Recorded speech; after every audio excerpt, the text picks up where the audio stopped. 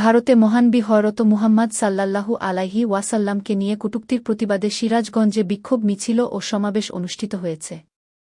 শুক্রবার জুম্মার নামাজ শেষে সিরাজগঞ্জের সোলঙ্গা থানার হাটিকুমরুল গোলকপুর বায়তুল আমান জামে মসজিদ থেকে এক বিক্ষোভ মিছিল বের হয়।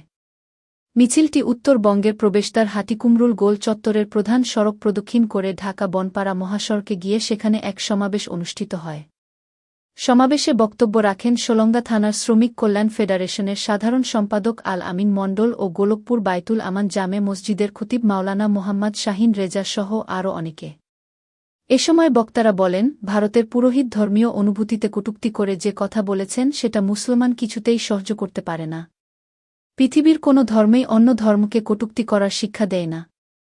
মানবতার শ্রেষ্ঠ মহামানব মোহাম্মদ সাল্লাল্লাহু আলাইহি ওয়াসাল্লামকে অপমান করার মধ্যে দিয়ে মানবতাবাদী আদর্শকে অপমান করা হয়েছে। প্রকৃত মুমিনরা কখনো উগ্রবাদকে ছাড় দেয় না। এ ঘটনার সঙ্গে জড়িত ব্যক্তিদের দ্রুত আইনের আওতায় নিয়ে আসার আহ্বান জানান বক্তারা। এই নবীকে নিয়ে যে অপমান করছে, এইটা যদি বাংলাদেশের মুসলমান যদি হইতো, বাংলাদেশে যদি হিন্দু হইতো, অট্টাইনে নিয়ে এসে রোডে আমরা ভাগ্য করে বেঁচে গেছে ভারতে। সেজন্য আমরা ভারতের প্রধানমন্ত্রীকে আমরা বলতে চাই, নরেন্দ্র মোদীকে বলতে চাই যে আপনারা দ্রুত এর বিচার করেন। আর এর বিচার যদি ওখানে যদি না হয়, এই বাংলার জমিন থেকে আমরা বিচার করার ব্যবস্থা করব। বাংলাদেশের অত্যন্ত গুরুত্বপূর্ণ জেলা উত্তরবঙ্গের প্রবেশদ্বার সিরাজগঞ্জের এই গোল চত্বরে আয়োজিত আজকের এই সমাবেশে আমরা জানি আমরা কেন হাজির হয়েছি। আমাদের প্রাণের স্পন্দন, দুনিয়ার সর্বশ্রেষ্ঠ মহামানব আকায়ে নামদার তাজদারে মদিনা, আরবের দুলাল মামিনার কলিজার টুকরা বিশ্বনবী জনাব মুহাম্মদ রাসূলুল্লাহ যার চরিত্রে এতটুকুন কোন স্পট নেই, যার চরিত্রের প্রশংসা করেছেন স্বয়ং মহান রব্বুল আলামিন কোরআনুল কারীমে, লাকাদ কানা লাকুম ফি রাসূলিল্লাহি উসওয়াতুন হাসানা।